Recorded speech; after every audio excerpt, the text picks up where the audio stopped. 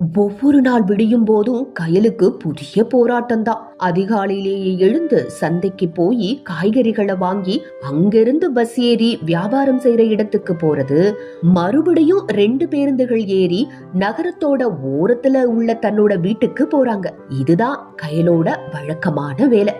மாசம் 2000 ரூபாய் வெறும் போக்குவரத்து செலவுக்கு மட்டும். இந்த சுமை அவருக்கு கிடைச்ச லாபத்துல ஒரு பெரிய பங்கையே விழுங்கிட்டு இருந்தது.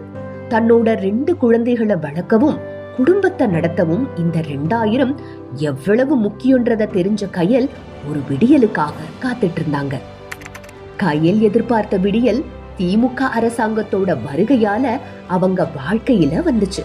தமிழ்நாட்டோட முதலமைச்சரான மு.க. ஸ்டாலின் பெண்களோட வாழ்க்கையில பெரிய மாற்றத்தை ஏற்படுத்துற ஒரு திட்டத்தை அறிவிச்சாரு.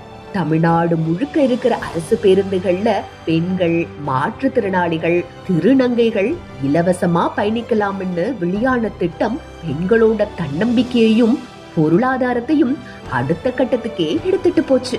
மத்த நாட்களை விட இன்னைக்கு ரொம்ப மகிழ்ச்சியா கயல் பஸ் ஸ்டாப்ல நிக்கிறாங்க. கயல் மட்டுமில்ல, கூட நிக்கிற பெண்கள் கிட்டையும் ஒரு புது நம்பிக்கை தெரியுது.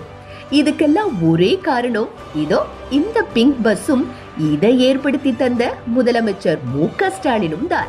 இந்த 2000 ரூபாய் இப்போ கயலோட சேவிங்ஸ். குழந்தைகளோட கல்விக்காகவும் வீட்டு தேவைகளுக்காகவும் 2000 உதவியா இருக்கு. இது பெண்களுக்கு இலவச பயணத்தை மட்டும் தரல, கயல் மாதிரி இருக்கிற பெண்களோட வாழ்க்கையில ஒரு புதிய விடியலை கொண்டு வந்திருக்கு.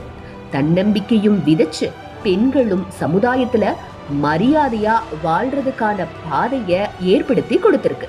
பெண்களோட முன்னேற்றம் நாட்டோட முன்னேற்றம்ன்றத புரிஞ்ச தலைவரால தான் விடியல் பயணம் மாதிரியான திட்டங்களை உருவாக்க முடியும். அவர்தான் நம்ம முதலமைச்சர் முத்துவேல் கருணாநிதி ஸ்டாலின்.